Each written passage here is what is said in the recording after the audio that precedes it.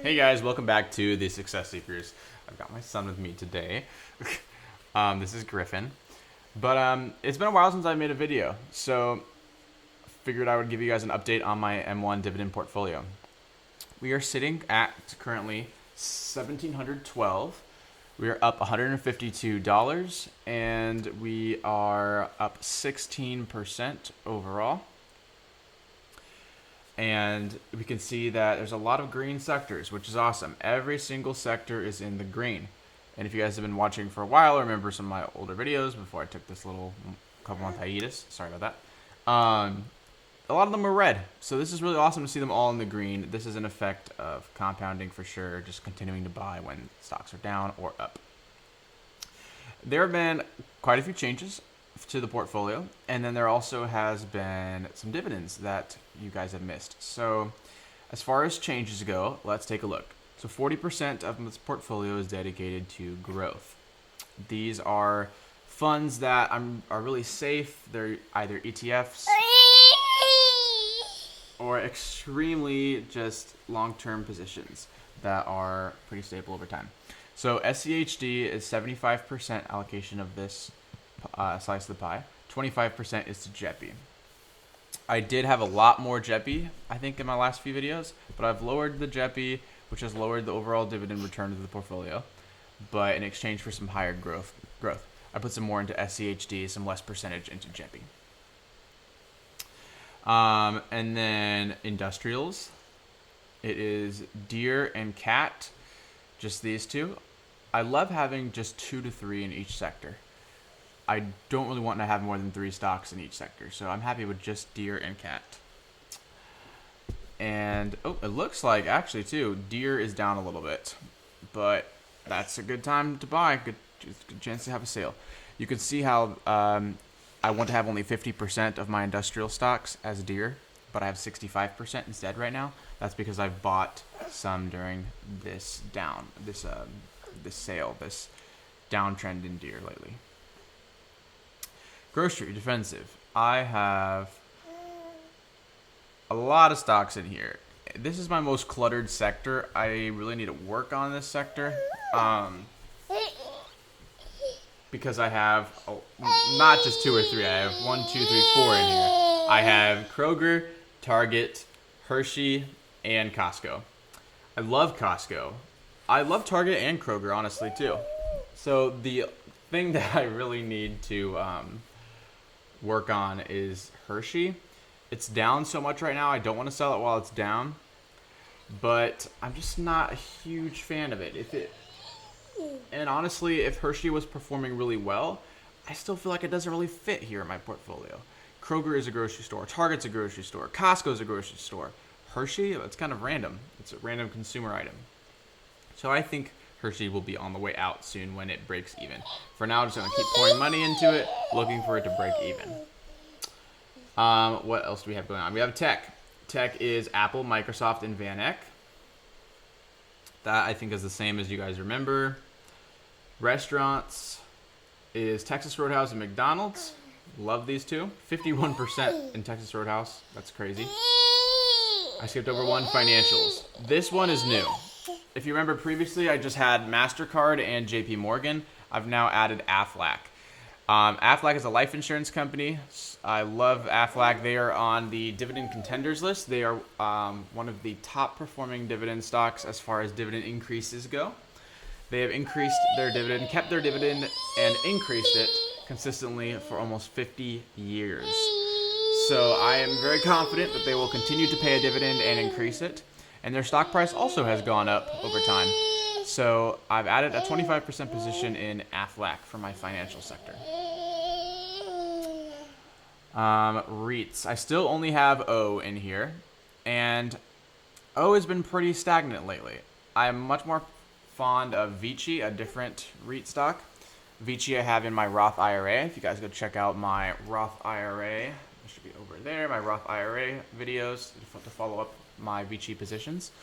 But O is still a contender. It's still a good stock that I will not sell anytime soon. So I have 5% in O. And then a new position you guys may notice that I didn't have last time is called cash. cash position is, so my buying power here, let's see. So my buying power can still be used and go into a fund. I love you, critter. I love you. I hear you. Yeah. Oh man. I love you. I don't know what he's going on about. He just ate. He wants to talk to you guys about stocks. Yeah. He's telling you guys that he just bought some baby boo. Anyways, cash is a 5% position that I just started, and inside it is SGov, which is just treasury, but just bonds. It's just treasury bonds. What the point of this is that this fills up with excess money that doesn't go into other stocks.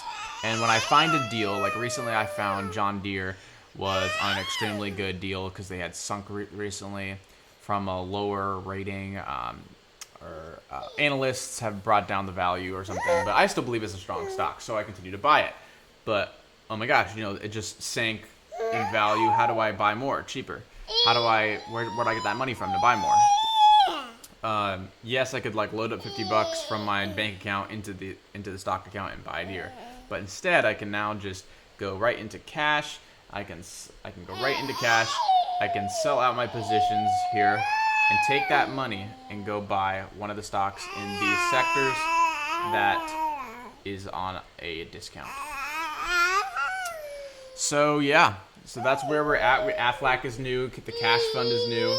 As far as dividends go, let's go over to activity, go to filter, go to date range from, I think my last video was January, so we'll start in February 1st and go to today. Date range today, we'll go, activity is dividends, ding, ding, ding, ding, dividends, done. Okay, this is a decent amount of dividends since then. So we start down here at jepi in February 6th. I got $1.15 from jepi. I then got 31 cents from SGov. Yes, that's the cash position. It actually pays me almost 5% in dividends while I wait for that cash to be used for something. 26 cents from Deere. 11 cents from MasterCard, 7 cents from Apple, 48 cents from O, 3 cents from Costco, 21 cents from Cat, 9 cents from Aflac, and 42 cents from Kroger. Yeah, so obviously we're recording this video late because it is now a couple days into March, so you see the Kroger and the Aflac is March. I'll make sure to make a March video to go over March income. But as far as February goes, we have all this right here. And I even started a file talking about my dividend income. So let me see if I can pull that up real quick. Let's do that. Okay, so this is my monthly dividend income right here. This is a sheet I just made. So we can see so far in February, I earned $2.72 in income.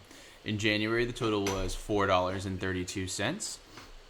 And in March so far, again, like I said, I'm making this video a few days into March, and we are already at $27.22 in March, counting both my Roth IRA fund and my dividends portfolio. So that's going to be a fun video. Stay tuned for that video. But for February, we did $2.72, which is much more than last year, 30 cents. If we look at the dividend income I made in February, every year so far, it was $0 in 2019, a penny, 7 pennies, 30 cents, and then blown out of the proportion this year at 2.72. The purpose of this sheet, I'm going to keep this sheet updated for you guys and show you in every video, is to just look at the progress year over year. So you look at this 0, 1, 1, 7, 30, 272.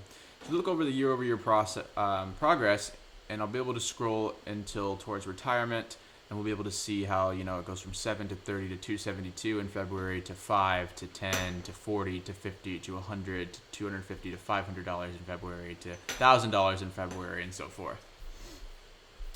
So yeah, $2.72 we earned in February.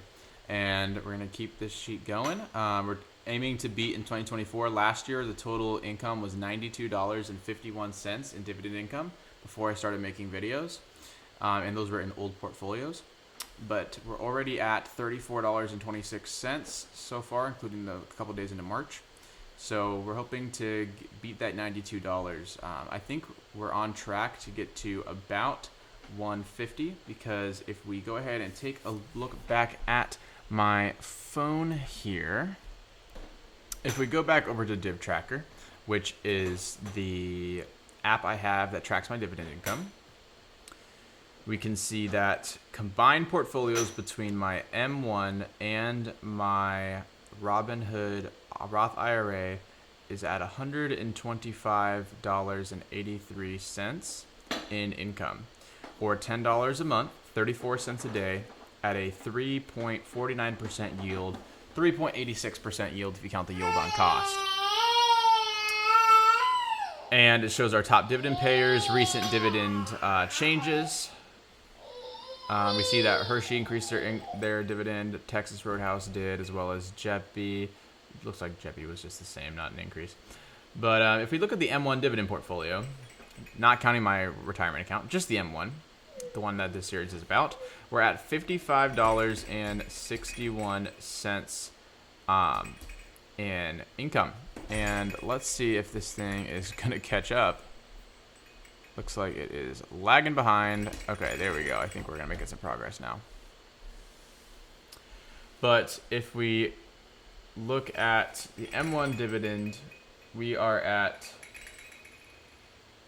$55.61 there, with a $4.63 a month, 15 cents a day, 3% yield. And our next payout is another $1.15 from jepi. So yeah, $55 is pretty good. That's where we're at right now. Yeah, it's awesome. Excited about that. There we go.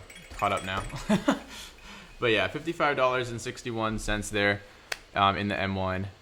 So stay tuned, guys, and I'll see you in the next video, the March update.